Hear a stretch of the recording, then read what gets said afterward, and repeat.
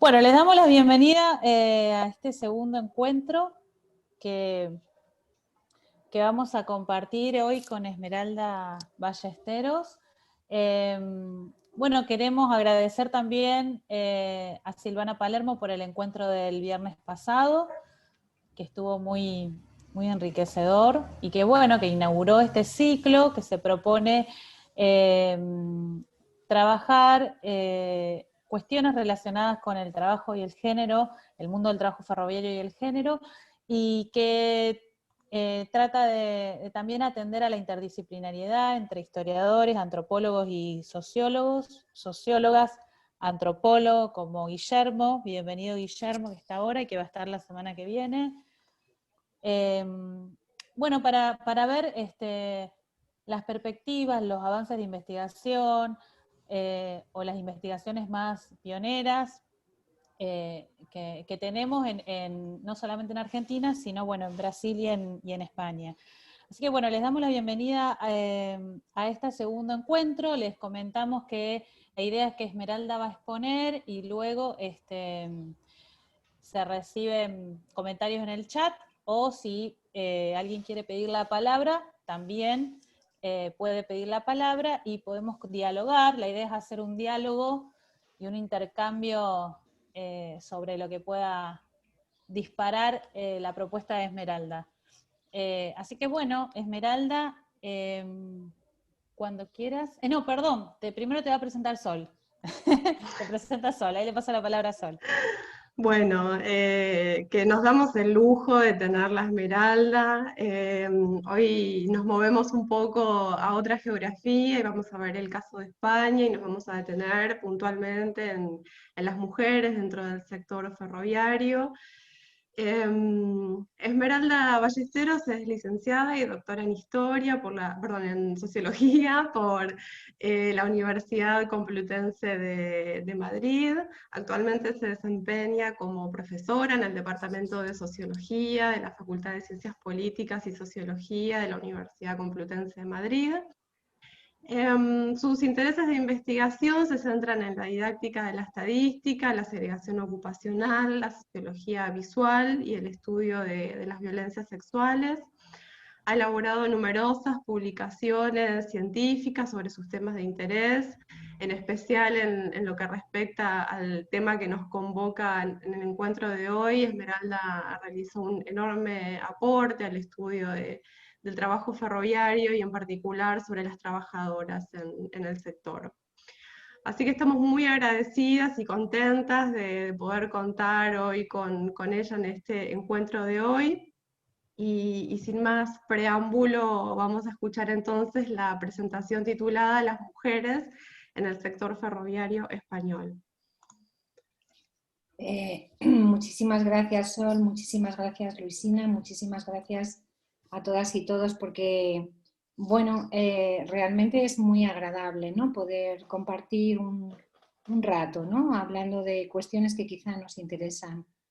La presentación que quiero hacer, que espero que no sea ni pesada ni académica, sería una síntesis de muchos trabajos realizados, ¿no?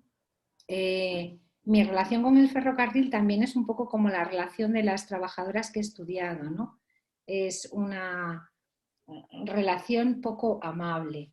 Pero, y ahora he iniciado otra línea, ¿no?, por activismo, ¿no?, de las violencias sexuales. Y esta presentación, esta mañana lo pensaba, ¿no? Digo, es una especie como de cierre, ¿no? Porque solo me queda escribir un artículo, o solo quiero escribir un artículo, tengo pensado un artículo más sobre mujeres en el ferrocarril que tiene que ver con sus, con todo el rechazo y el acoso que estas mujeres sufrieron, ¿no?, cuando ingresaron en la empresa, ¿no? Después esto se superó, ¿no? Y me parecía muy bonito, ¿no?, compartirlo con tantas personas, ¿no?, probablemente con mucha identidad feminista, que es lo que creo que caracteriza mi vocación en este aporte. Bueno, he estructurado la presentación en 3 partes. Me gustaría diagnosticar de forma muy breve, ¿no?, la subrepresentación, ¿no?, que soportan las mujeres en el acceso al empleo ferroviario.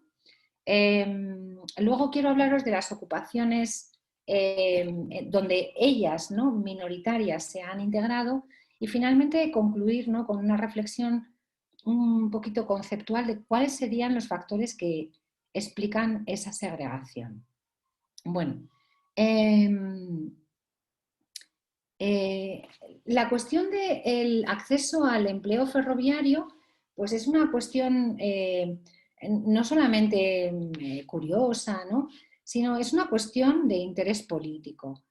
En las primeras diapositivas de la presentación que os mandaba, esta semana... Perdón, ¿querés que la empiezo a pasar? ¿Comparto pantalla o luego? Vos avísame. Bueno, si quieres, Luisina, lo que puedes hacer es que se lo envías a las compañeras y compañeros que estén conectados, ¿no? Y ellos quizá puedan seguir, ¿no? Sobre todo por el detalle de los datos, ¿no? Bueno, podemos afirmar sin ningún tipo de pudor que el empleo ferroviario es una construcción masculina y se mantiene desde la segunda mitad del siglo XIX hasta el presente. Esta semana me metí en los documentos de empresa de las dos empresas líderes en España, que son Grupo Renfe y Grupo Adif, y veía y constataba, ¿no?, que seguimos estando en un nivel de participación del empleo femenino inferior al 15%, ¿no? Dices, bueno, pues vaya, hay otras ocupaciones, ¿no?, que también tienen estos niveles de subrepresentación. Además, se sigue constatando que las pocas mujeres que están en el empleo ferroviario tienen una grandísima segregación horizontal, es decir, son admitidas en determinados lugares, ¿no?, preferentemente la gestión y la administración. Y finalmente, y este es el elemento político, ¿no?, el empleo ferroviario en España es un empleo hiper mega protegido y con unos niveles de retribución similares a los diputados, ¿no?, a los políticos titulares del Congreso, ¿no? Claro, cuando uno contrasta las cifras, ¿no?, y dice, bueno, el salario medio y mediano en España, ¿no?, está en torno a 20.000 euros, ¿no?, y el salario medio y mediano en el sector ferroviario está en torno a 60.000 euros, pues uno se plantea que esta es una política de blindaje de privilegios, ¿no? Con lo cual nos interesa a las personas, ¿no?, que creemos que hay que romper con los estatus de privilegio, ¿no?, y abrir las oportunidades a todas las personas por igual. Bueno, esos datos los podéis consultar con detalle, ¿no? Los he puesto simplemente para, bueno, pues para ver que estas cuestiones no son solo curiosidades históricas o culturales, ¿no? O sea, es un problema realmente político. En relación a explicar o a sintetizar un poco la trayectoria de las mujeres trabajadoras en el sector ferroviario español, pues claramente tenemos que hacer una subdivisión en dos partes.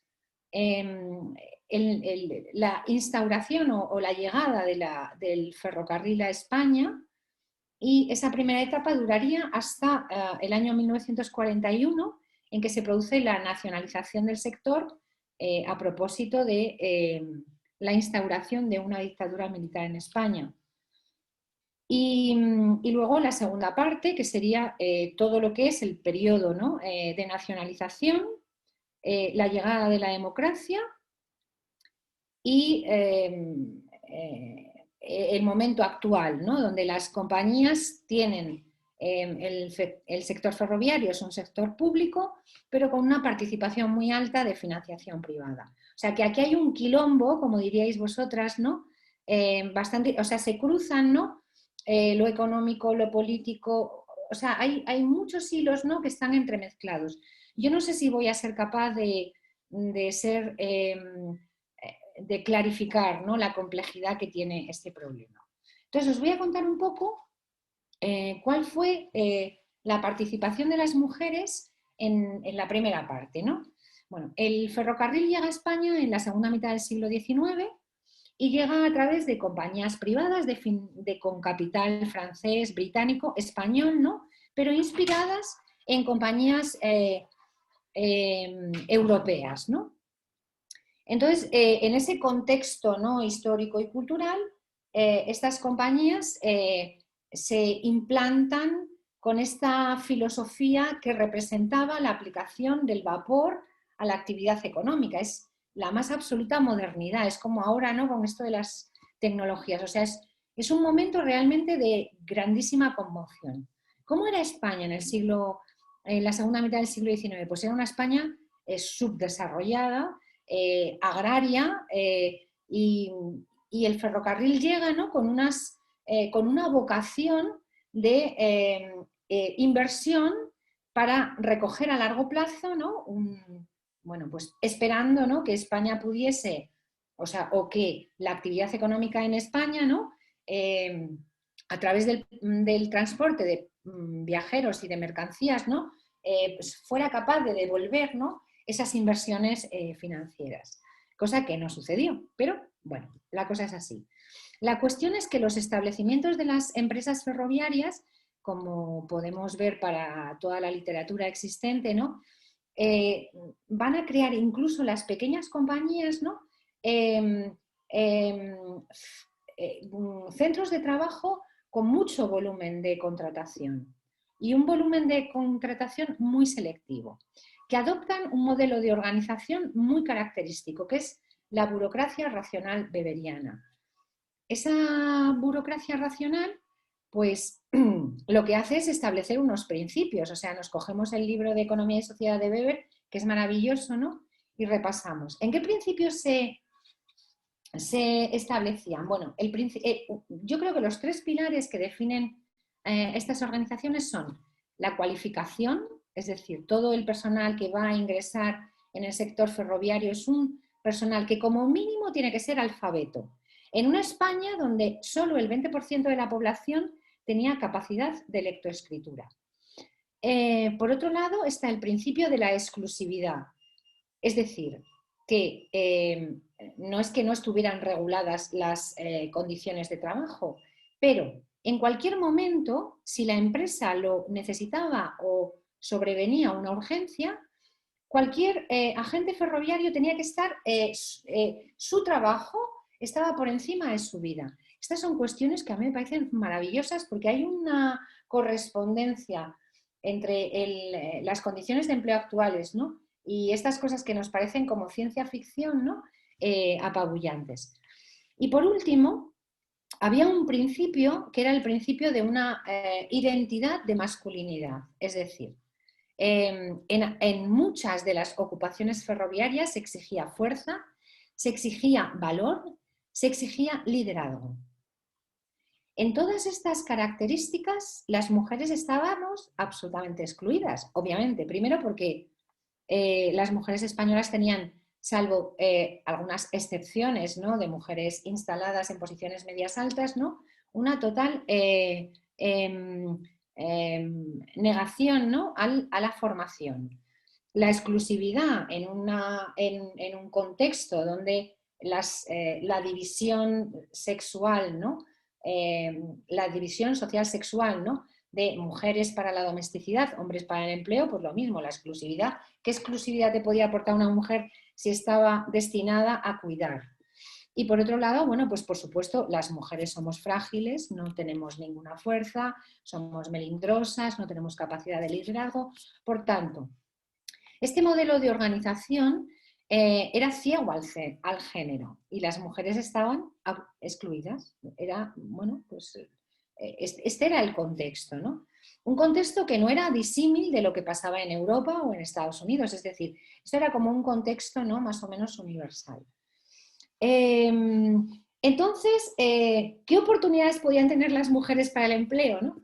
Bueno, pues inicialmente ninguna, pero como los espacios hay que limpiarlos, pues la primera oportunidad que surgió fue la de limpiar espacios. Y por ahí se colaron de forma marginal la contratación de limpiadoras. La segunda excepción para la inclusión de mujeres en el empleo ferroviario fue la alta incidencia de la siniestralidad laboral. El ferrocarril, por desgracia, tenemos pocas investigaciones empíricas, ¿no? Que nos hablen de la incidencia real de este fenómeno, pero leyendo las actas del Consejo de Administración de las primeras compañías, yo sobre todo trabajé con MZA, descubrías que los accidentes ferroviarios eran muy frecuentes, por muchas razones. Cuando esto sucedía, las compañías tenían una filosofía paternalista y proteccionista y ante pues el drama, ¿no? Actuaban tratando de averiguar qué necesidades tenía la familia de la gente, o bien invalidado para el trabajo o bien fallecido, ¿no? Entonces, en función de la jerarquía social que tuviese el agente ferroviario, a las mujeres viudas con hijos pequeños se les daba la oportunidad de o ser expendedoras de billetes, de boletos, que llamáis vosotros, ¿no? O bien ser limpiadoras. Cuando los hijos alcanzan la edad de trabajar, esa situación podía cesar y se daba la oportunidad a los hijos para ser sustentadores principales del hogar. Y este era el panorama, y ese panorama no hubiera cambiado si a finales de la década de los 80 del siglo XIX, es decir, 1889, el Estado español, que no ostentaba, no detentaba la titularidad de la explotación ferroviaria, pero detentaba el poder de regularla.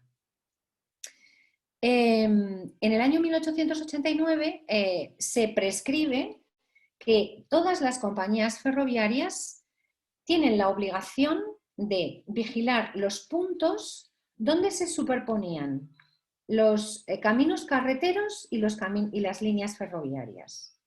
Entonces tenemos que pensar que en ese momento España era un país donde se transitaba por caminos carreteros. O sea, es decir, la excepción era el ferrocarril. Por tanto, la superposición de las líneas de ferrocarril con caminos carreteros, pues era muy amplia. Al ser una obligación normativa, legislativa, las compañías se echan las manos a la cabeza y dicen, ¿pero qué vamos a hacer? Si este coste económico no estaba contemplado en nuestras cuentas, ¿no?, de inversión. Y se les ocurre instrumentalizar a las mujeres y decir, vale, pues en los puestos donde tengamos que establecer una vigilancia en la superposición de caminos, no vamos a contratar varones, vamos a contratar mujeres que por la cuarta parte de lo que nos cuesta un varón, pues tenemos a una mujer. Por tanto, esa oportunidad de empleo no era una oportunidad, o sea, esa vía de inserción no era una oportunidad de empleo, sino una instrumentalización de las mujeres. Tan es así, tan abundante fue la contratación de mujeres como guardabarreras, que este es la joya que os traigo. Creo que esto lo voy a poder hacer si me meto aquí. No sé si vosotros me veis, pero dura 3 minutos, o sea que no... pero me parece muy bonito, ¿no? La creatividad de poder incorporar elementos no exclusivamente de archivo en el sentido formal, ¿no? Os voy a poner, a ver, aquí, 3 minutos.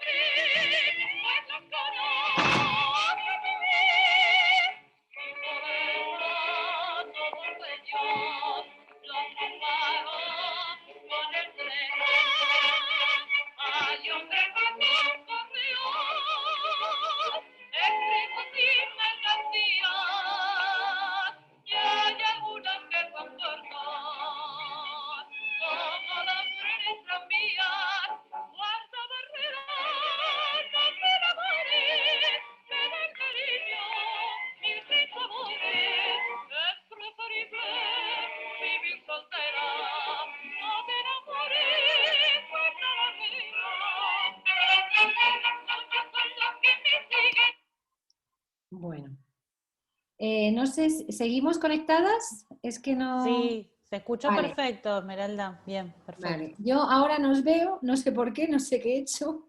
Me voy a ir para atrás a ver si os veo, pero... Nosotras te vemos re bien. Vale, bueno, yo no os veo. Y esto me, me preocupa porque... ya os veo, perdonad. Ah, Bueno, está fijaros, bien. al poneros esta joya, ¿no?, maravillosa, que tenemos que abrirnos, ¿no?, a otros documentos no tan formales, ¿no? Lo que apreciamos es, primero, que las guardabarreras eran muchas y estaban por todo el territorio español, hasta el punto de que un producto cultural, como puede ser un pasodoble, se hace eco de la identidad de estas mujeres, ¿no? Y además se hace un eco, esto me hace mucha gracia, ¿no?, un poco feminista, ¿no?, porque es una recomendación de olvídate del maquinista, del guardafreno, o sea, tú a lo tuyo. Bueno, me parece bastante curioso. Si tuviéramos, ¿no?, que estimar cuál fue el volumen, ¿no?, de estas mujeres, pues tendríamos que hablar entre unas 3.000 y unas 5.000, ¿no?, en un periodo dilatado. No hay estadísticas, ¿no?, porque para poder recuperar esa cifra de forma exacta habría que ir a cada una de las compañías, ¿no?, que se repartían la red de explotación ferroviaria, ¿no? Y habría empresas importantes unas 14, ¿no? Entonces, bueno, me parece curioso. Bueno, entonces, como os decía, las oportunidades de empleo para las mujeres antes de la nacionalización del sector fueron muy pequeñas y la gran oportunidad de empleo fue instrumentalizada. Las mujeres que accedían a ser guardabarreras eran cualquier mujer, o sea, una iba allí, yo iba, venga, yo me quiero postular a ser guardabarrera, no. El empleo ferroviario se caracteriza por ser endogámico. Entonces, estas mujeres eran o bien hijas de agentes ferroviarios o bien esposas de agentes ferroviarios. De hecho, en algún reglamento de alguna compañía se exigía a los capataces de vía estar casados o casarse pronto para que su cónyuge pudiese ocupar este puesto. O sea que, como veis, esto es bastante curioso. Bueno, ahí nos quedamos. En el primer tercio del siglo XX sucedió algo interesante, y es que toda la organización burocrática en relación a la administración, ¿no?, y a la administración pública empezó a incorporar mujeres de la burguesía media a puestos de telefonía, taquigrafía, administración, ¿no? Por ahí también se colaron en las empresas ferroviarias algunas hijas de empleados, porque otra de las cuestiones características del empleo ferroviario es su jerarquización social.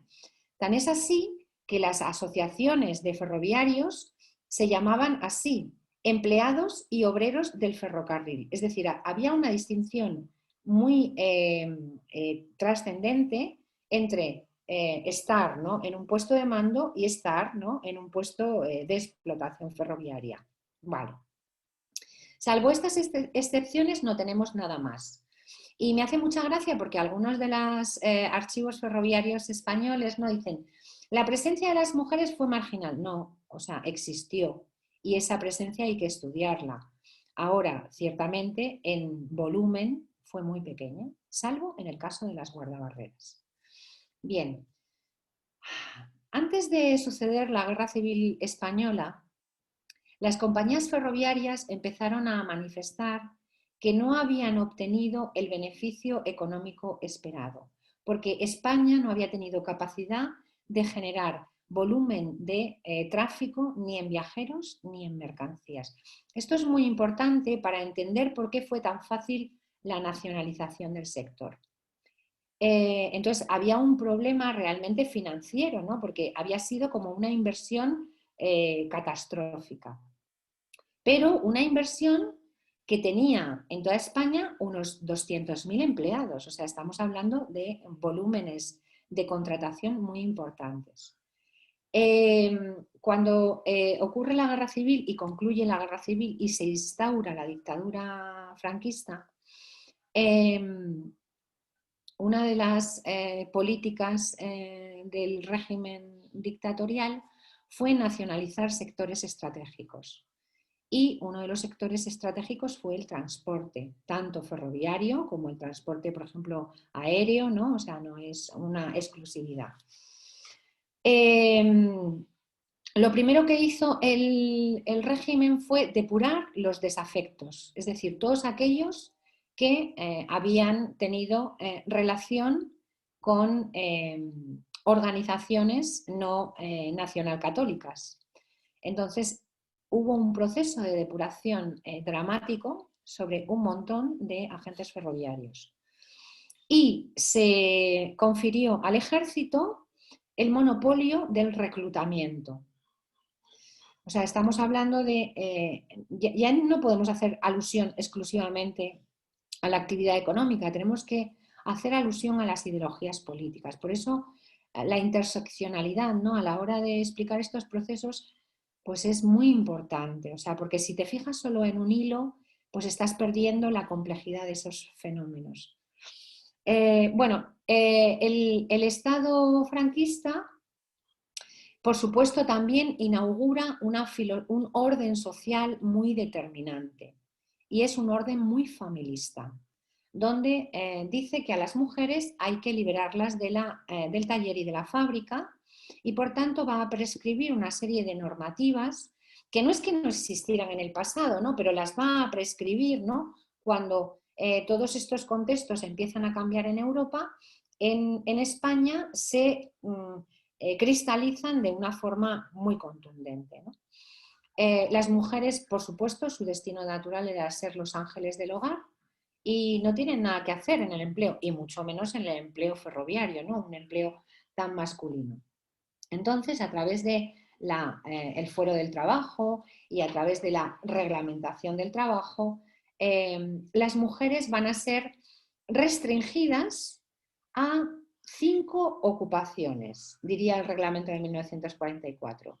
Se podrá incorporar a mujeres en condición de enfermera, guardabarrera, costurera, limpiadora, y aquellas que ostentaban la ocupación de expendedoras de billetes se las recolocaría en actividades de administración y en actividades de telefonía. También se prescribía qué edades debían tener las mujeres que ingresaban en la compañía, y también se establecía que estas empleadas tenían que ser solteras. En el momento que se casaban, se les adjudicaba una excedencia forzosa por matrimonio, porque su papel era ser ángeles del hogar. Esta situación de excedencia forzosa solo se revertiría si estas mujeres se quedaban viudas y no tenían medios para sustentar la vida, sobre todo si tenían descendencia.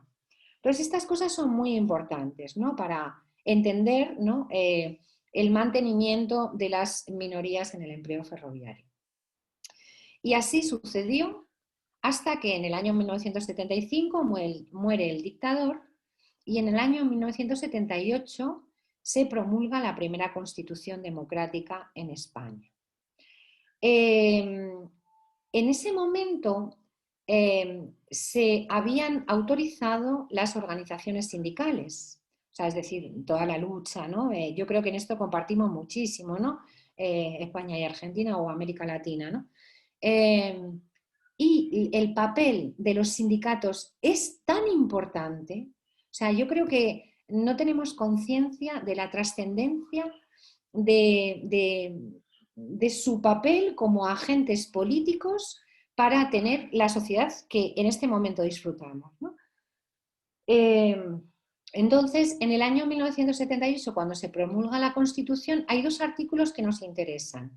El artículo 14, que prohíbe toda discriminación por razón de sexo, ideología, raza, clase, religión, y el artículo 35, que promulga el derecho a la libertad de profesión y oficio. Entonces, este es el texto de la ley, pero luego, claro, la realidad va por donde a uno por donde las tendencias quieren, ¿no? El papel del ejército en este momento, ¿no? Estaba ya empezando a desdibujar, o sea, por supuesto ya no tenía ninguna hegemonía, no significa que no tuviera poder, pero no tenía la hegemonía y desde luego no se quería, las instituciones democráticas querían ir distanciándose de esa centralidad que había tenido el ejército. De tal manera que desde la compañía, desde la empresa Renfe, se empiezan a abrir formas de reclutamiento diferentes a las que hacía el ejército. Y nacen las escuelas de aprendices. Las escuelas de aprendices nacen en principio con una vocación de incorporar a los hijos varones de los agentes ferroviarios en activo. Pero al promulgarse la Constitución, las ofertas en las promociones de aprendices ya no se pueden limitar a los varones. Y ahí yo quiero destacar el papel de las comisiones obreras, porque fue el sindicato que peleó. Y os voy a contar una anécdota que me resulta muy curiosa y que yo, o sea, para mí son como elementos de reconocimiento y de memoria fundamentales. Uno de los grandes sindicalistas de este país fue Marcelino Camacho, perteneciente a las comisiones obreras. Durante 4 años, las escuelas de aprendices, por la presión de las organizaciones sindicales, no pudieron negar las ofertas a cualquier persona que se quisiera presentar. Es decir, tenían que hacer pública la convocatoria de cada promoción para ocupar formación para dedicarse a estaciones, a mantenimiento de vía y a conducción de trenes. Estos eran los 3 hilos, ¿no?, en los que formaban las escuelas de aprendices. En ese mismo contexto, os recuerdo que estábamos en la crisis del petróleo y que España también empezaba a sentir todos los efectos del desempleo. Por tanto, mujeres muy jóvenes, algunas vinculadas al sector ferroviario y otras no, vivas, al conocer esas convocatorias, se presentaban a los exámenes que daban acceso a las escuelas, porque había que demostrar una cierta suficiencia, ¿no?, en comprensión lectora, comprensión escritora, aritmética elemental. Es decir, eran exámenes muy sencillos, ¿no?, pero había que superar un examen para poder acceder a entrar en la escuela. Y algunas mujeres jóvenes vivas, preocupadas por su autonomía económica, se postularon para entrar en las escuelas. Entonces, lo curioso fue que la empresa, por supuesto, no había imaginado el escenario de que mujeres se presentaran a esos exámenes y no había imaginado el escenario de que estuvieran aprobando esos exámenes. De tal forma que hizo valer una ley que seguía vigente, que era la prohibición del trabajo nocturno de las mujeres. Como la actividad ferroviaria es una actividad sine die, obviamente, en cualquier puesto al que te incorporas vas a tener turnos de mañana, tarde y noche. Entonces dijeron, bueno, lo sentimos mucho, tal, os queremos mucho, qué guapas sois, pero aquí no podéis entrar. Anda, pues Marcelino Camacho, por eso quiero decir con el profundo respeto, ¿no?, que significan estas acciones tan importantes, en el Congreso de los Diputados consiguió que mientras no se derogara esa ley, el Ministerio de Trabajo autorizara a que esas mujeres pudieran seguir sus programas de formación. Entonces, hay mucho que agradecer a las organizaciones sindicales y a muchos compañeros sindicalistas, ¿no?, en el caso de Marcelino Camacho. Durante 4 años, las escuelas de aprendices admitieron mujeres y hombres, mayoritariamente mujeres, pero admitieron, o sea, mayoritariamente varones, pero admitieron mujeres. Y la empresa empezó a darse cuenta que aquello era una desestabilización tan grande que las cerró. Cerró las escuelas de aprendices. una vía, una política de empleo activa para la incorporación de mujeres fue clausurada porque ellos no querían ningún tipo de desestabilización. Yo he entrevistado y he solicitado autorrelatos. No os he hablado de la metodología y creo que no es el momento, pero conseguí testimonios de estas 4 promociones de mujeres en talleres, en conducción y en estaciones a través de autorrelatos y entrevistas. Por supuesto, los compañeros que ellas tenían en sus pares, ¿no?, de su edad, los mismos aprendices, las relaciones eran homólogas. No así con los formadores ni con los compañeros cuando se las adjudicaba destino. Luego hablaremos un poquito más de eso. De tal forma que esas 4 promociones fueron las promociones de oro. Y después se cerró la posibilidad de ingreso de las mujeres. En el caso, por ejemplo, de las maquinistas de tren, que es una de mis monografías, pues en esas 4 promociones, 42 mujeres, y he conocido a las 42. ¿Vale? ¿Por qué es tan importante? Pues porque el empleo ferroviario, como os decía al principio, es un trabajo, en este contexto de precarización del empleo, es un trabajo estable y es un trabajo con unas retribuciones o sea, nosotras estamos perdiendo el tiempo, chicas, os lo digo de verdad. O sea, yo tenía que haberme postulado a entrar en una cosa de estas, porque claro, dices, es que están ganando 65.000, 75.000 euros anuales, que yo soy una friki y todo el día trabajando para nada. O sea, ¿entendéis? Es muy importante los privilegios que se detentan y las ideologías que sustentan esos privilegios, que vienen de un régimen franquista y que ese espíritu permanece. La mayor acción que hacen los 2 grupos empresariales hegemónicos en este país es el marketing.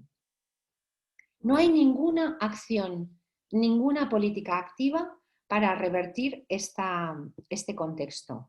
Y no les interesa. Eso sí, todas las portadas de sus revistas corporativas están llenas de mujeres en el tren. Es mentira, porque están silenciando un diagnóstico y al mismo tiempo promocionando que ellos están... O sea, todo es... O sea, esto de las fake news está inventado. Yo os puedo dar tanto material sobre esta cosa, ¿no? Bien. Finalmente, vamos a concluir de forma muy breve, ¿no?, sobre si tuviésemos que repensar conceptualmente, ¿no?, cuáles son las razones de la segregación ocupacional, ¿no?, de las mujeres. Bueno, por cierto, la experiencia de las mujeres en el ferrocarril, tanto en talleres, en estaciones como en conducción ferroviaria, es una experiencia positiva. De todas las mujeres que accedieron, solo 1/3 se han separado del servicio, y no siempre por razones de conciliación familiar, ¿no? A veces han surgido enfermedades y demás. Y se están jubilando en sus puestos de ferroviarias. Esto es muy importante, ¿no?, decirlo, para poder afirmar que las barreras de acceso a las mujeres son una construcción social y política, exclusivamente. Todas las mujeres pueden hacer todo, máxime en un momento como el actual, donde el trabajo mecánico ha sido muy mecanizado y automatizado. Entonces, estas cosas son fundamentales. Entonces, ¿cuáles son, desde mi punto de vista, las 3 formas de negarles a las mujeres el empleo ferroviario? Bueno, la exclusión y la restricción, fundamentalmente por los desarrollos normativos, ¿no? A través de directamente las mujeres no pueden acceder, directamente si acceden tienen unas condiciones, tienen que ser solteras, de una determinada edad, hacen determinadas ocupaciones y tal. Y luego queda un elemento que me parece muy bonito a nivel de estudios culturales, que es el de la disuasión. Cuando estudiamos las condiciones laborales, ¿no?, de las ocupaciones, desde una mirada androcéntrica, siempre nos dirigimos a jornada laboral, retribución, condiciones físicas, pero hay un montón de aspectos que desde la experiencia de las mujeres ha sido completamente negado e invisibilizado. Y toda esta dimensión os la puedo contar a partir de los testimonios recuperados de estas trabajadoras. Estas trabajadoras me contaban, bueno, claro, nosotras nos incorporamos a una organización pensada para hombres, espacios para hombres, uniformes para hombres, jornadas para hombres. Pero es a más. Por ejemplo, durante 15 años, la conducción ferroviaria, hablamos desde el periodo democrático, desde que ellas se incorporan, exigía la presencia de 2 conductores. O sea, en cabina, ahora esto ya no existe, ¿no? Pero en cabina se exigía la presencia de 2 conductores, o un conductor y una conductora. Normalmente uno tenía mucha experiencia y otro estaba o bien como ayudante en prácticas o bien iniciando, ¿no?, su vida en la vida ferroviaria. Las mujeres de los ferroviarios las acusaban de putas y ellas sufrieron el acoso de las mujeres, de las esposas de los agentes ferroviarios y les ponían carteles. Bueno, no os podéis imaginar, ¿no? Porque ellas decían, estas lo único que quieren es quitarme al marido. Bueno, unas cosas que uno las piensa y dice, y estas criaturas, estas mujeres ferroviarias, entonces tenían edades entre 18, 20, 22 años. O sea, porque claro, esto te pasa con 50 y bueno, te pones el mundo por montera. Pero te pasa con 20 años y la erosión emocional es muy diferente. Es que hay que pensar, ¿no?, los contextos en los que se desenvuelven los hostigamientos. Por supuesto, os voy a leer un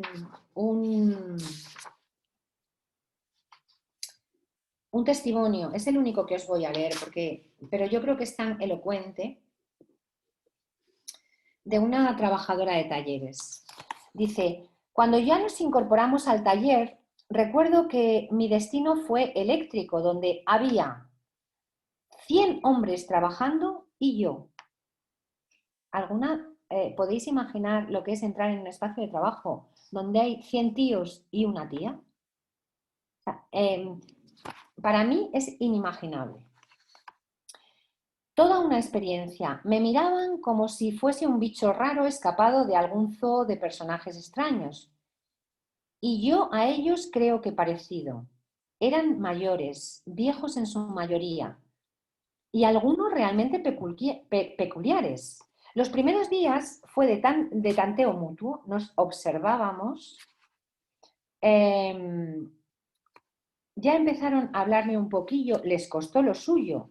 Hubo anécdotas curiosas en las que saqué a relucir mi genio como defensa. Y me hizo tener reputación de tener un poco de mala hostia. No sé si entendéis esta expresión, ¿no? Pero a pesar de ser en un principio un ambiente extraño, no quiero calificarlo de hostil, la autocensura. Creo que gané la batalla y he llegado a tener grandes amigos entre mis compañeros. El periodo de hostigamiento y hostilidad no duró toda la trayectoria laboral, pero fue determinante en los 5 primeros años de incorporación. Además, los espacios ferroviarios habitados por varones en exclusividad estaban decorados con cartelería erótica. Y esto era también un ejercicio de intimidación. O sea, esta era la cultura. Pero para las mujeres era un ejercicio de intimidación. Por supuesto, las conversaciones entre los agentes ferroviarios estaban cargadas de sexualización. Y hay otra de las informantes que me decía, Esmeralda, cuando llegué a destino, lo primero que oí fue, aquí llegan 2 tetas y un culo. Eso fue la llegada. Lo suficientemente alto como para que ella lo oyera. Los espacios de descanso, aseo, eran masculinos. No sé si habéis visto espacios masculinos habitados por masculinidades de hace 40 años, pero eran espacios sucios, donde las mujeres sentían rechazo.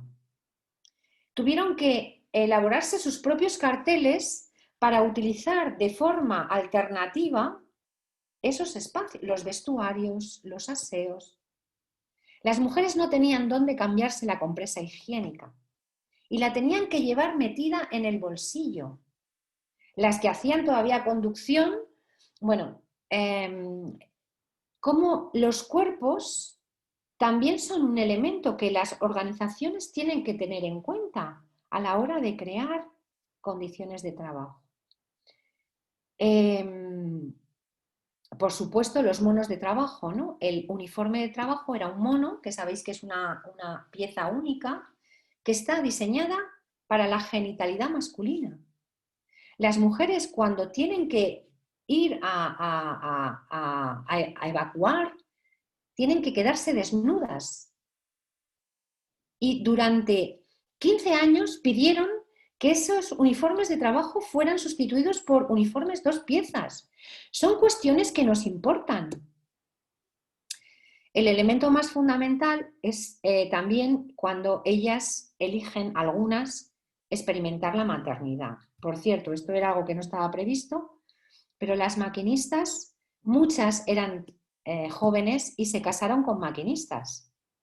Y las de talleres con los de talleres y las de estaciones con los de estaciones. Pero se producía un conflicto familiar fundamental, porque aunque tenían el mismo empleo, eran ellas las que tenían que gestionar la resolución de las necesidades de las criaturas. O sea, bueno, pues eso, con todo, solo un tercio de las mujeres que ingresaron por la vía de las escuelas de aprendices se ha separado del servicio. Algunas permanecieron en la empresa en otros destinos y otras se separaron de la empresa. Es decir, que esta investigación empírica a lo que nos lleva es a que las barreras para vetar a las mujeres en el empleo ferroviario están construidas de forma social, cultural y política. Porque todas estas mujeres han desempeñado su oficio, su ocupación con perfecta normalidad. Y me olvidaba deciros también, ¿no?, el rechazo que también experimentaban estas mujeres por los viajeros de los trenes, ¿no? Me contaba una maquinista. A mí cuando me veían en cabina me decían, hoy descarrilamos.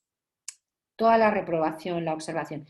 Y por supuesto, y esto es algo que todavía es lo único que me queda por escribir de los ferrocarriles, o lo que pienso que me queda por escribir, es el acoso, ¿no?, que también existió. Es verdad que a niveles de intensidad moderada, ¿no?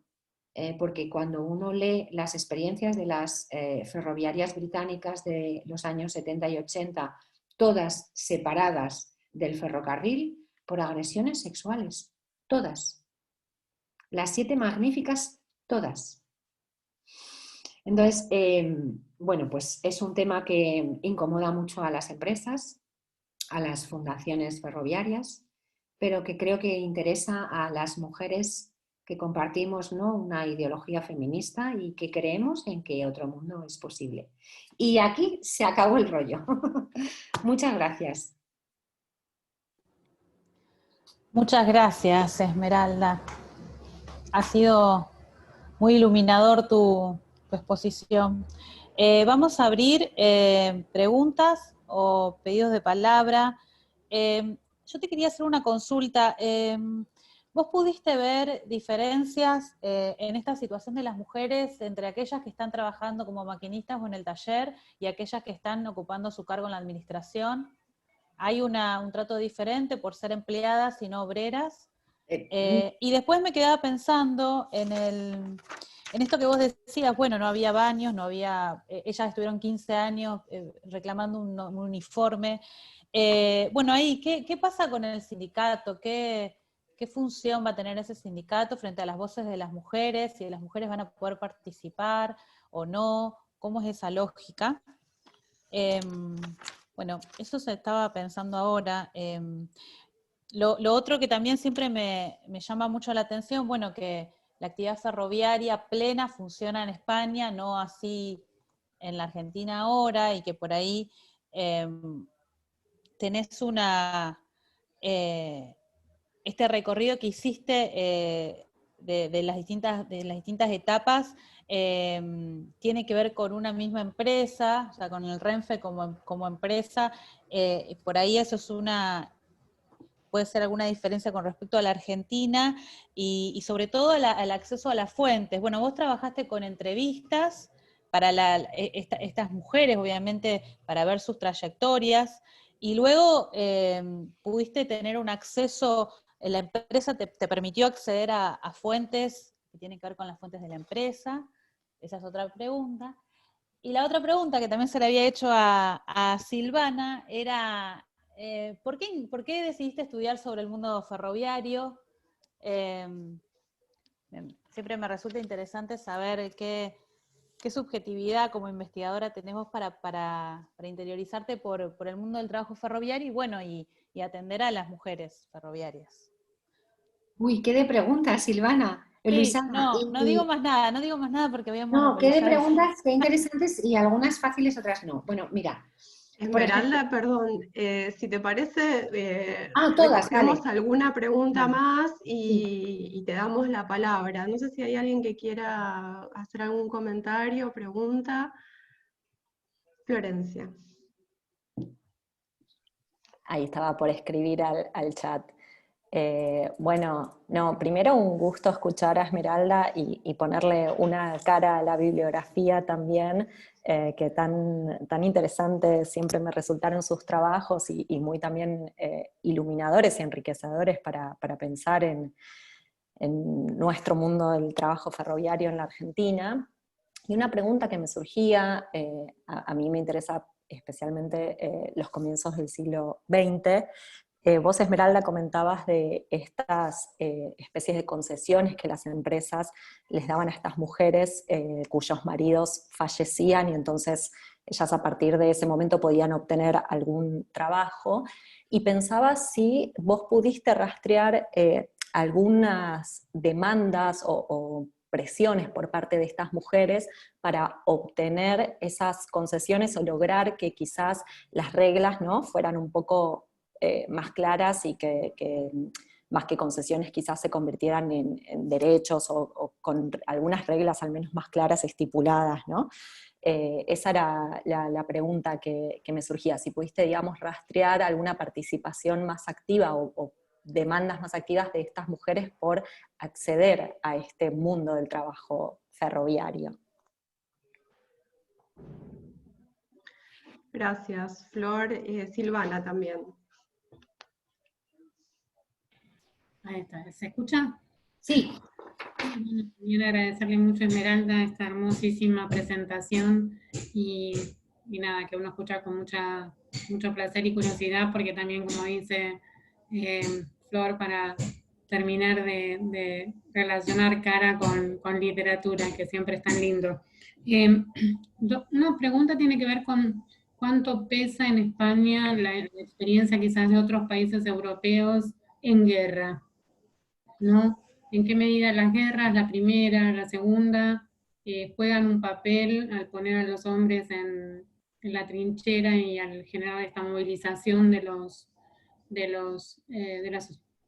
frente interno, digamos, ¿no? Aunque España no participa en la primera, pero bueno, si hay alguna influencia de estas transformaciones o de esta puesta en discusión del papel de la mujer en el trabajo público, en el trabajo industrial, en el trabajo fabril, ¿no? Si eso juega algún efecto, ¿no? Eso es una. Y la otra cuestión es, tú, Esmeralda, planteas la acción sindical como una acción a través de Camacho y de las comisiones obreras, como una acción que contribuye a erosionar la discriminación, la segregación de género en el mundo laboral, pero me pregunto si hay ejemplos que apunten en lo contrario.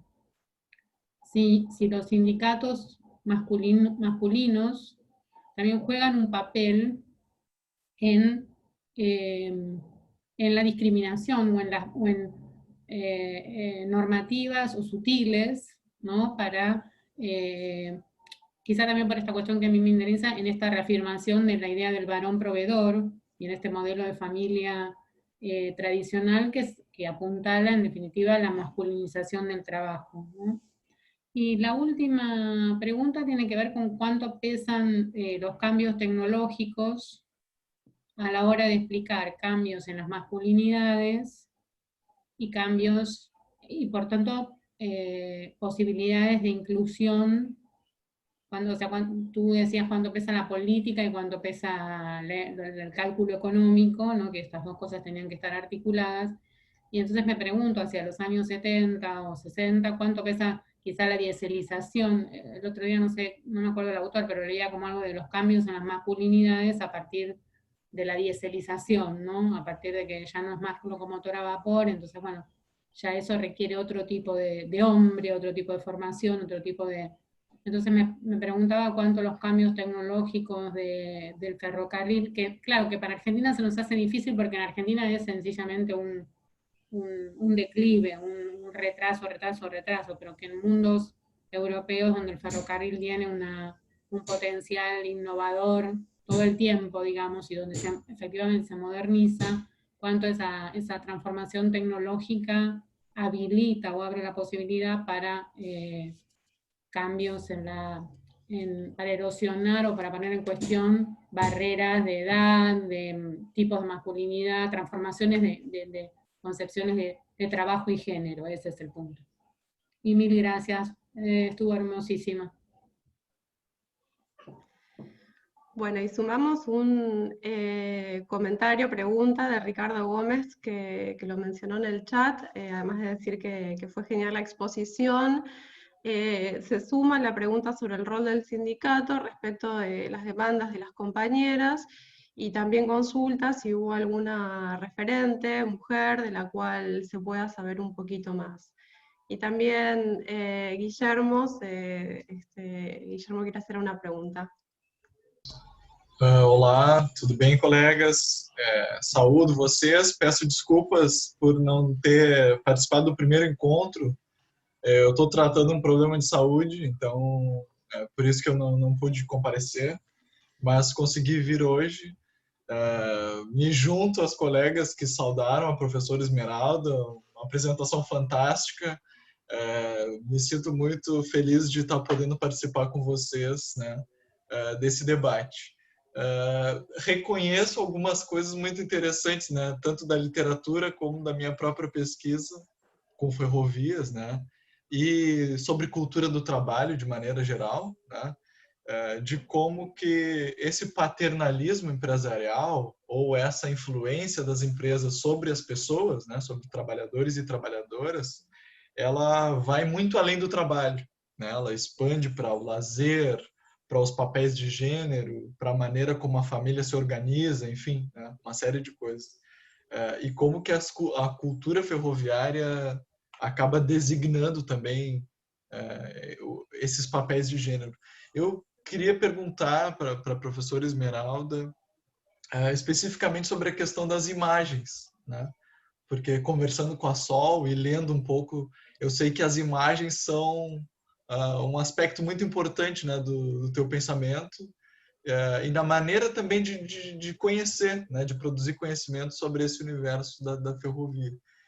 Fiquei pensando como que a imagem era também um veículo importante para as empresas ferroviárias, né, produzirem essas figuras de gênero, ou esse imaginário de gênero, né, que estava sendo colocado ali. Então, essa seria uma primeira pergunta, que imaginário é esse? Também como que a senhora avalia, historicamente, a mudança desse imaginário a partir das imagens, né, dessa ferroviária? Quem é essa mulher ferroviária a partir das suas imagens? Como que ela é narrada imageticamente? E uma pergunta mais geral, mais metodológica, em que maneira a contribuição ou estudar imagens ajuda a senhora a ir para um outro caminho, né? Bom, isso é uma contribuição importante, né? Elucida algo que só o texto, ou a entrevista, ou a pesquisa historiográfica não chega, digamos assim, né? Então seria essa minha provocação, né? Para colocar no debate para vocês. Obrigado novamente. Gracias, Guillermo. Si les parece, bueno, le damos la palabra a Esmeralda para no hacer tantas preguntas juntas. Reservo las mías para la próxima ronda y te escuchamos, Esmeralda. Bueno, muchas gracias. Muchas preguntas son tremendamente interesantes. Bueno, Luisina, yo tengo que decirte que de todo el mundo, o sea, el trabajo de las mujeres en el ferrocarril, yo conozco bien 3 ocupaciones, que son las guardabarreras, las mujeres en talleres y las mujeres en conducción ferroviaria. Nunca me relacioné con mujeres que estaban en la administración. Entonces, estas diferencias, Luisina, no las puedo responder porque no tengo material empírico recabado por mí. Bueno, ¿por qué? ¿Qué pregunta más bonita? ¿Por qué decidiste estudiar el mundo ferroviario? Mira, yo hice una tesis doctoral sobre niveles de vida. O sea, yo trataba en mi tesis doctoral, ¿no? Bueno, voy a hacerlo sintético, ¿no? Trataba de ver cómo las mujeres y los niños, ¿no?, habían contribuido de forma determinante a la supervivencia de las unidades de convivencia. Porque el enfoque, ¿no?, de varón sustentador, cuando uno hacía las cuentas en una simulación de cuánto cuesta la cesta de la compra, ¿cuánto gana el varón? Pues aquí las cuentas no dan, o sea, aquí pasa algo, se están todos muriendo de hambre. Entonces, al acabar la tesis, distintas becas postdoctorales me impulsaban a buscar un archivo de empresa lo suficientemente sólido como para poder establecer mejor estas diferencias. Y después de buscar, vimos que había un maravilloso archivo ferroviario que daba oportunidad de conocer salarios en muchas escalas sociales. Esa fue la razón. Pero tengo que reconocer una razón muy romántica, y es que cuando yo era pequeñita, vivía con mi familia, por supuesto, ¿no?, y tenía un vecino que había sido maquinista de tren en la compañía TBF, la compañía Tarragona-Barcelona-Francia, que estaba casado y no habían tenido hijos. Este señor me adoptó y me enseñó a hablar francés y me habló de política. Fue la persona que me inició en la política. Él había sido uno de los maquinistas depurados tras la guerra civil. Hay muchas cosas que cuando él me hablaba yo no las entendía. Las he entendido cuando me he hecho grande. Y esto me hace emocionarme porque mi cariño hacia él es inmenso y mi memoria hacia él sigue viva. Entonces, como que la vida, a veces la vida, ¿no?, hace líos por ahí, ¿no? Y al final he acabado estudiando el sector ferroviario. Las metodologías de las que no he hablado porque no hay tiempo, ¿no?, para poder contarlas, pues he triangulado muchas técnicas porque he trabajado en el archivo ferroviario de forma intensísima, leyendo las actas del Consejo de Administración. Yo fundamentalmente trabajé con la compañía Madrid-Zaragoza-Alicante, ¿no?, porque la documentación ferroviaria es inmensa, es inabarcable, ¿no? He trabajado con documentos de empresa, con escalafones de personal.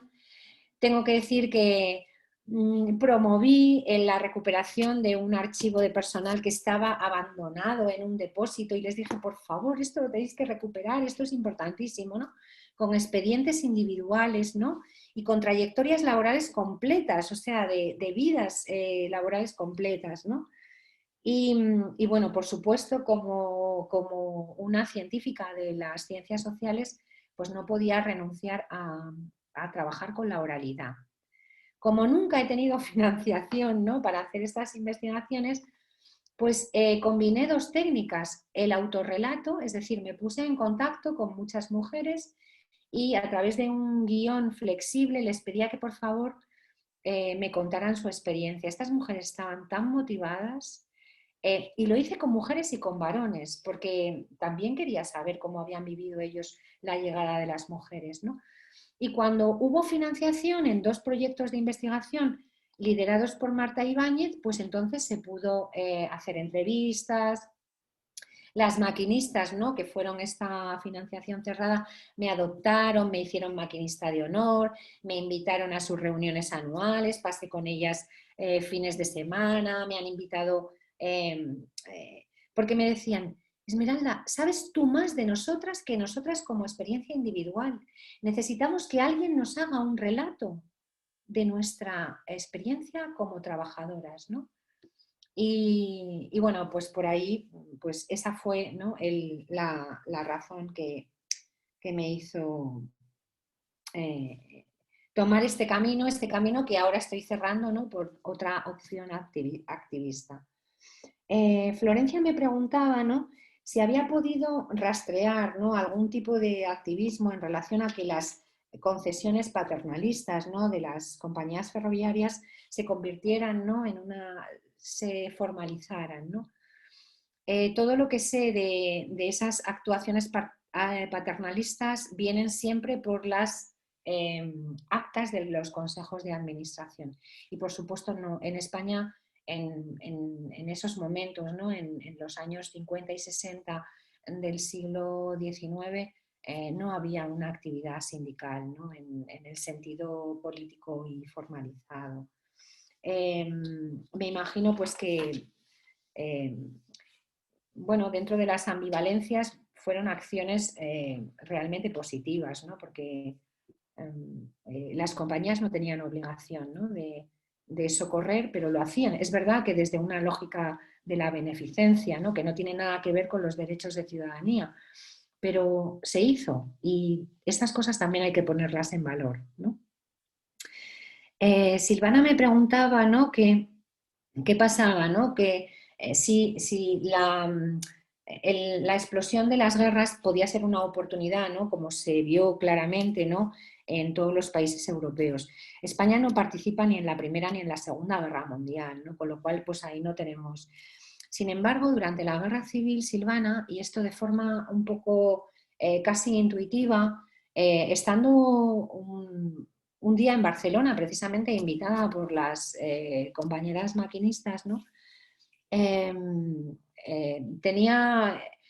me acogía una maquinista en su casa, ¿no?, y ella tenía que hacer un servicio. Me dice, bueno, como tú eres muy creativa, te vas por la ciudad. Y me metí en una fototeca, en un archivo fotográfico, y de forma completamente casual, la vida a veces hace estos regalos, ¿no?, encontré imágenes de mujeres españolas en la Guerra Civil conduciendo tranvías en Barcelona con el cartel de la CNT, que es otro de los sindicatos, ¿no?, que más historia tiene.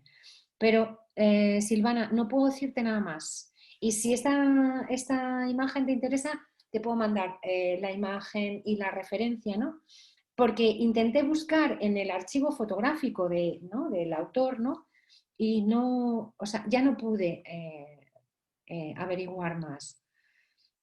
Hay un gran obstáculo en los archivos ferroviarios españoles, ¿no? O sea, han creado vídeos, esto de la imagen es una cosa interesantísima, ¿no? Han creado vídeos promocionales de las mujeres estuvieron, ¿no? Pero cuando uno los ve, solo habla de ellos, solo habla de hombres, ¿no? Y de vez en cuando te sacan una imagen, ¿no?, una portada, ¿no? Pero siempre, siempre en acciones de maquillaje. En relación a los sindicatos, tengo que decirte que hay una diferencia muy grande entre las acciones de los sindicatos, ¿no?, de clase y los sindicatos de ocupación, ¿no? En el caso de los maquinistas y las maquinistas, se ha constituido un sindicato muy fuerte, que es el SEMAF, el Sindicato de Maquinistas, que no tiene ninguna, o sea, es un sindicato de defensa de los privilegios adquiridos. No tiene nada que ver con la lucha del trabajo. El presidente de ese sindicato, al que le solicité una entrevista, me dijo, mira, no tenemos ningún interés en que aquí vengan mujeres ni vengan extraños del ferrocarril. Nosotros queremos que las personas que ingresan en el sector ferroviario como maquinistas sean afines a nuestras formas de pensar y a nuestra cultura ferroviaria. Tan es así, Silvana, que en este momento para ser maquinista de tren tienes que hacer una inversión de 40.000 euros para pagarte un curso de 8 meses que después, bajo un examen del Ministerio de Fomento, te da acceso a la ocupación. Entrevistando a los estudiantes, a los que se postulaban, ¿no?, a ese curso, me decían, ya, Esmeralda, pero es que esto en 3 años lo tenemos pagado. O sea, nos conviene. Entonces, han hecho un cierre de clase. Al privatizar la formación y el acceso, han hecho un cierre de clase. Ya no solo de género, también de clase. Y esto es una vergüenza. Yo no sé, o sea, no sé cómo decir, no sé qué pensáis. Yo siento que eso es una vergüenza absoluta, pero es así. Y así se desempeña. Por tanto, el sindicato de maquinistas, el sindicato de ocupación, es afín a la ideología de la empresa y, por tanto, está completamente distanciado de lo que es el sindicalismo de clase. En relación a cómo las tecnologías no pueden modificar la idoneidad, ¿no?, de mujeres y hombres, ¿no?, para el desempeño, pues yo te diría que yo creo que la persona que más sabe y que lo ha estudiado mejor, porque ciertamente de conducir una locomotora a la que hay que alimentar, ¿no?, con carbón, a conducir una máquina diésel, a conducir una máquina eléctrica, o sea, ahora mismo la persona que conduce un tren, el principal control que tiene que tener es la señalización en vía y la señalización, ¿no?, de la previsión a media distancia, ¿no? Entonces, no hay ninguna razón. Es un trabajo comodísimo. Bueno, comodísimo, ¿no? Entonces, es cierto que está lleno de elementos que hay que considerar, ¿no? Pero no es un trabajo, no requiere absolutamente ningún tipo de fuerza, o sea, no hay ninguna razón, ¿no?, para incluso una persona con discapacidad física puede conducir un tren. Pero te digo, creo que mi compañera Claudia Narocchi, que además es de origen argentino, que está trabajando en un sindicato de salud laboral de comisiones, ella estudió a las pilotas de avión y ella estudió cómo en las primeras naves, ¿no?, comerciales para transporte de viajeros, bueno, pues había mucha rigidez, ¿no? Incluso la ergonomía de cabina era para un tío, o sea, medían al prototipo cuando mide un tío medio, tal cual, y a veces a ellas no les llegaban los pies a algunas de las... Y ella lo estudia perfectamente, ¿no? Cómo toda la resistencia de las empresas a adaptar las distancias de mando a cuerpos no masculinos. Entonces, esto a mí me parece fascinante.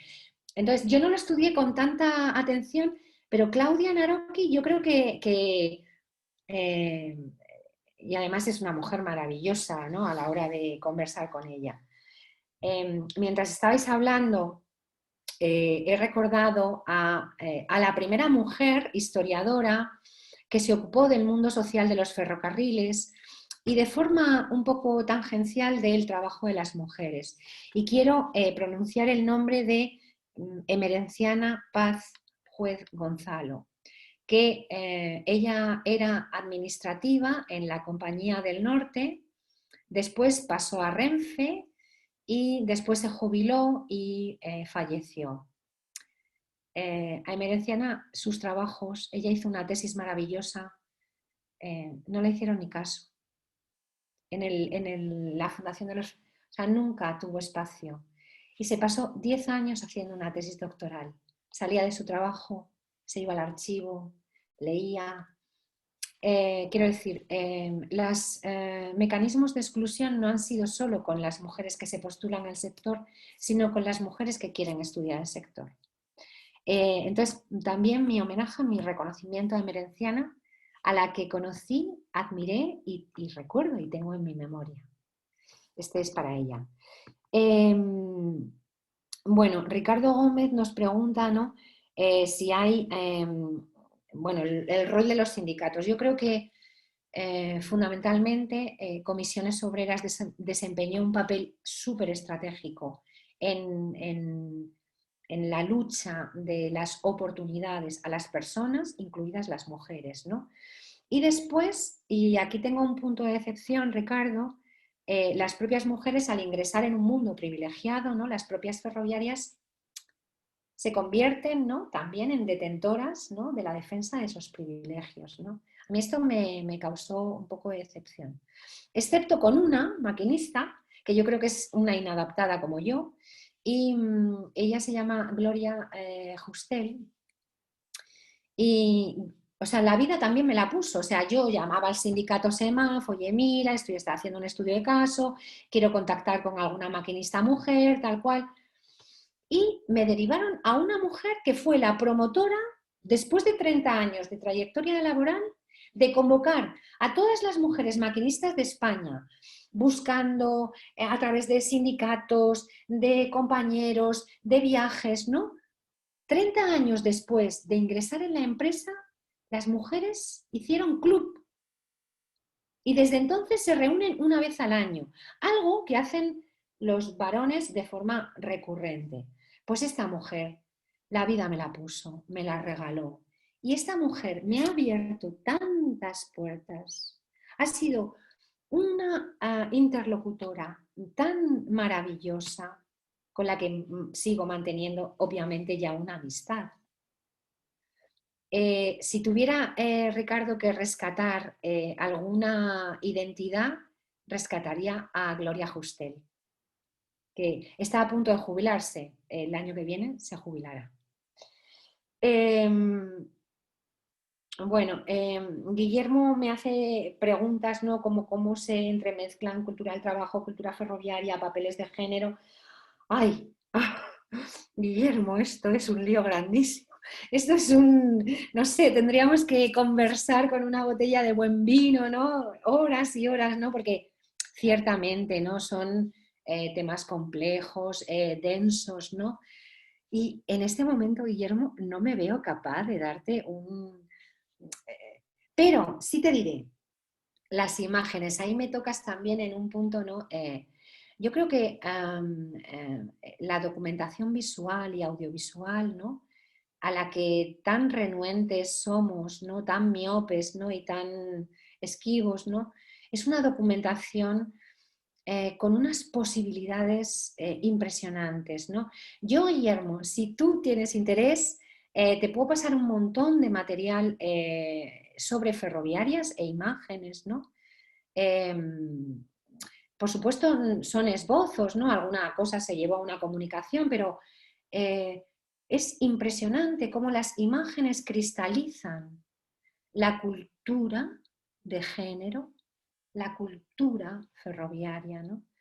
Y cómo también son instrumentalizadas, como decía al principio, ¿no? Por las empresas para maquillar las discriminaciones. Entonces me parece un temazo, pero Guillermo, me veo incapaz. O sea, si tienes interés, en algún momento nos ponemos en contacto, con muchísimo gusto te transfiero. Yo hice estudiando a las maquinistas, también hice una consulta con las hemerotecas digitales, ¿no? Y la Biblioteca Nacional de España tiene una hemeroteca digital bastante potente. Entonces dije, bueno, pues vamos a poner en el descriptor maquinista de tren, mujer, ¿no? Y claro, como mi vida es así de loca, ¿no? Pues uno empieza una línea pensando, bueno, pues voy a tardar 2 tardes en ver lo que hay, y de repente te abre y te lleva y dices, aquí me tengo que quedar un rato porque es interesante. Entonces, cuando uno coge la prensa, ¿no? A uno le lleva a Careaga, que fue una niña de la clase aristocrática vasca que estudió ingeniería industrial, Pilar Careaga, y que en las prácticas de los ingenieros industriales de antes de la Guerra Civil, en 1914 había que conducir un tren en prácticas, ¿no? Para ver cómo funcionaba el vapor. Esta mujer se ha convertido en una maquinista, en la primera maquinista de tren. Es falso. Esta mujer estudió ingeniería industrial y, por supuesto, nunca ejerció como ingeniera industrial y, por supuesto, nunca ejerció como maquinista. Las primeras maquinistas fueron estas 42. Pero claro, una vez que está soltada la bomba por internet, ¿qué manera tenemos? ¿Tú crees que la gente se va a leer los artículos que escribimos? No. La gente sigue funcionando, ¿no? Con los elementos noticiosos, ¿no? Con los elementos rápidos que salen de la barra de Google. Hay tanto que poner en orden. Bueno, pues siguiendo el caso de Pilar Careaga y la expresión, ¿no? Y las maquinistas de las primeras promociones, hice un acopio de información hemerográfica donde había texto e imágenes. Y hay un pequeño articulito, ¿no? En la Revista Española de Sociología, ¿no? Que habla del sesgo androcéntrico en la construcción del mensaje periodístico. Y entonces uno puede ver elementos como el que cita Benjamin de la reproductibilidad, es decir, tú tienes una imagen de algo, la reproduces ad infinitum y creas un imaginario. ¿Cómo está compuesta esa imagen? ¿Qué representa esa imagen? Bueno, por ahí, Guillermo, ahí me tienes entregada. Si te interesa, te mando documentación, ¿no? Y bueno, creo que ya está bien de hablar. Gracias, Esmeralda, súper interesante escucharte. Yo quería sumar algún comentario, pregunta, que en breve voy a hacer, pero antes quería referir a los saludos de Amparo Aguado, que dijo que se tuvo que retirar, pero que agradece mucho la iniciativa y que lo ha disfrutado mucho y que ha aprendido mucho. Verónica Pérez también agradece mucho, Esmeralda, por compartir tu conocimiento con tanta claridad y hermosa presentación, y lamenta haber tenido que retirarse. Y Graciela Queirolo también dice excelente encuentro y que muchas gracias. Yo quería comentar una breve anécdota de campo en relación a un tema que me parece sumamente interesante y productivo para pensar, que es esto de los cambios tecnológicos, ¿no? Esto que traía recién Silvana, y cómo erosionan o no los tipos de masculinidad. El año pasado tuve la oportunidad de visitar los talleres ferroviarios de Mechita, que es una pequeña localidad en la provincia de Buenos Aires, que son talleres que se comenzaron a reactivar hace relativamente poco tiempo con una empresa de capitales rusos que se llama THM. Entonces, durante la visita que hicimos, nos contaban cómo, digamos, toda la maquinaria de última generación hacía que los trabajadores no tengan que hacer un ápice de fuerza, ¿no? Entonces, como que la descripción de todo esto era, si un trabajador hace fuerza es porque está usando mal la máquina, ¿no? Entonces, en ese taller eran todos varones, y yo hago la pregunta, ¿no? que es un poco, bueno, lo que yo iba a ver. Y me dicen, no, bueno, pero en realidad cuando contratemos mujeres seguramente va a ser para otras tareas, como tareas más finas, más que requieren como otro tipo de delicadezas, como por ejemplo la actividad eléctrica, todo lo relacionado al eléctrico, sí. Y yo entonces pensaba, pero hace un minuto este hombre me acababa de decir que toda esa maquinaria de última generación no requería del uso de fuerza física, ¿no? Entonces, Bueno, a mí todo esto me dejó pensando mucho cómo juegan esos sentidos en torno al uso de la fuerza física, en torno a la masculinidad y al cambio tecnológico. Después quería, bueno, algo de esto estabas comentando, pero me interesaba mucho cómo, que nos contaras un poco cómo te contactaste con tus primeras informantes, con tus primeras entrevistadas. También quería saber un poco sobre lo que pasó después, ¿no? En esa relación, pero ya nos comentabas un poco más. Pero lo pregunto por esta condición a veces de extrañas que tenemos en ese mundo, y de cómo acercarnos siendo gente de afuera, digamos, como a mí me han dicho en mi propio trabajo de campo. Y a ver, no sé si tenía alguna otra cosa más que... bueno, valorar también un poco algo que a veces es difícil en nuestros trabajos, que es como la mirada de largo alcance, ¿no? Me parece que una de las cosas que nos aportan tu investigación es que así como mirás a trabajadoras que actualmente se desempeñan en los ferrocarriles en España, también has aportado a una mirada más integral que nos permita como problematizar y ponderar toda esta situación que describías. No sé si alguien tiene algún comentario o pregunta que quiera aportar.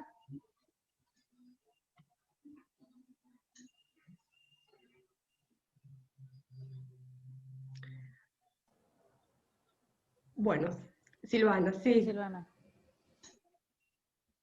Perdón, me viendo porque la verdad es que me quedé reenganchada. ¿Qué dicen ellas, Esmeralda, de sus familias? Un poco has mencionado con el tema de cómo eran casados con ferroviarios también, y a veces, ¿cómo juega para ellas como trabajadoras la familia como habilitadora de su experiencia vanguardista, digamos, por decirlo de alguna manera, o no? ¿No? Porque me parece que también hay mucho que cambiar, entonces como para ayudar a enfrentar estos acosos, esta discriminación, para no censurar que trabajen de noche, en fin, ¿qué pasó ahí con la vida íntima de estas mujeres o la vida familiar? Me pregunto.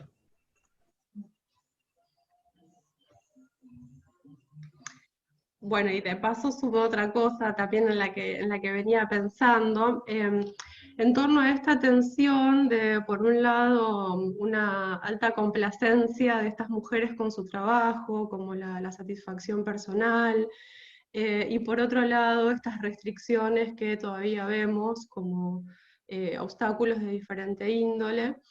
Y bueno, a mí me parece que hay como una tensión que tiene como bastante productividad analítica, entonces quería pedirte si nos podías contar un poco sobre este tema. No me hacéis preguntas nada fáciles, ¿eh? Es todo complejo. Bueno, yo solo efectivamente pienso que la automatización, la mecanización, ¿no? Sobre todo en el transporte aéreo, ferroviario, incluso carretero, o sea, los propios coches, ¿no? Cada vez son más inteligentes, están llenos de... que permite, o sea, tan es así que permite que personas, ¿no? Con funcionalidades diversas puedan conducir y tener una autonomía, ¿no? De movilidad, ¿no? Cosa que hubiera sido impensable. O sea, es una cuestión de cultura y de no querer. No nos quieren. A las mujeres en el mundo ferroviario no nos quieren. O sea, para mí es clarísimo. ¿Esto es en la totalidad? No. Esto es como siempre. ¿Todos los varones son malos? No. ¿Todas las mujeres son maravillosas? No. Esto son las tendencias, pero no es a la totalidad. Entonces habrá que saber quiénes son las identidades, ¿no? Que no cumplen los patrones establecidos. Entonces yo ahí no, o sea, me parece, claro, pues impresionante lo que tú dices, ¿no?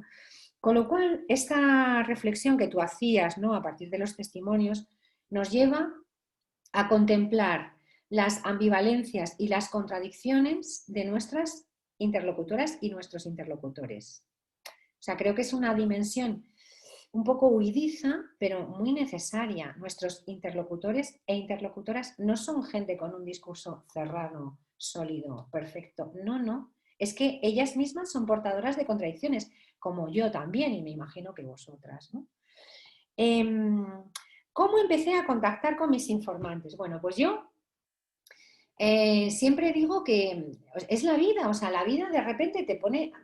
Yo que soy una chica facilona, pues a mí de repente...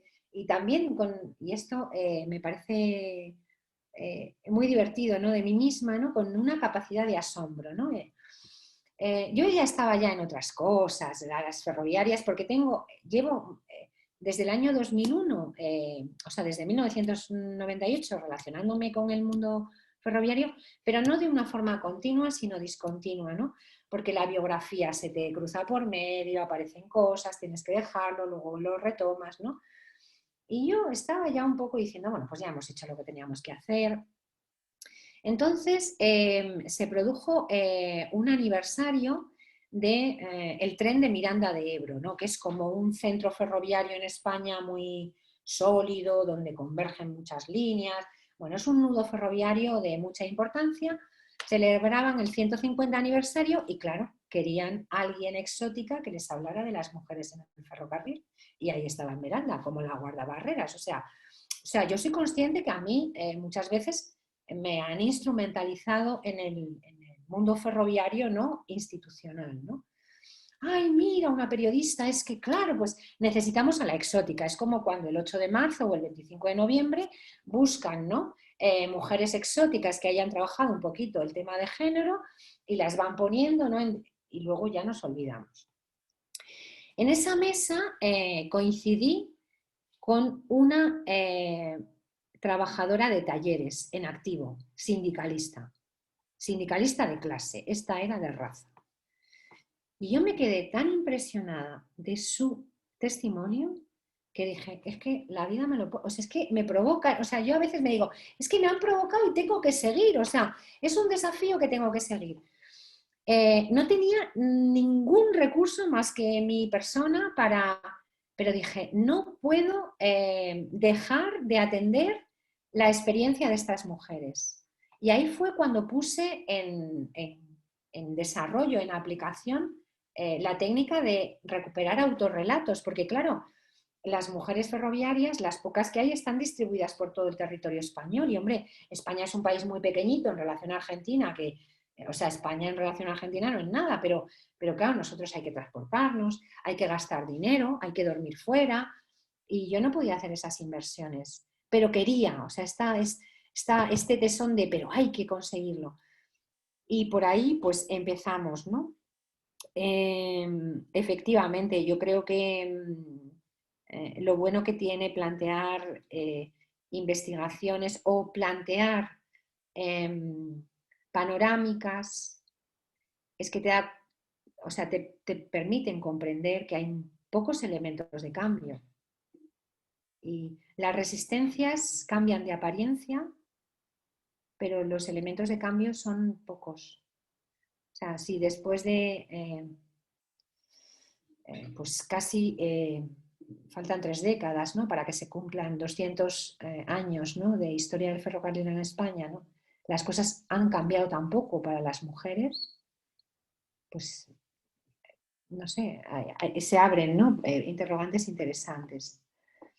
Silvana me dice que pensaban, ¿no? Las familias, ¿no? Cómo vivieron las familias, ¿no? Pues yo te tengo que decir, Silvana, que los ascendientes, sobre todo si eran ferroviarios, en algunos casos dejaron de hablar con sus hijas por postularse como ferroviarias, porque ellos conocían cuál era el mundo ferroviario, cuáles eran los entresijos cotidianos, ¿no?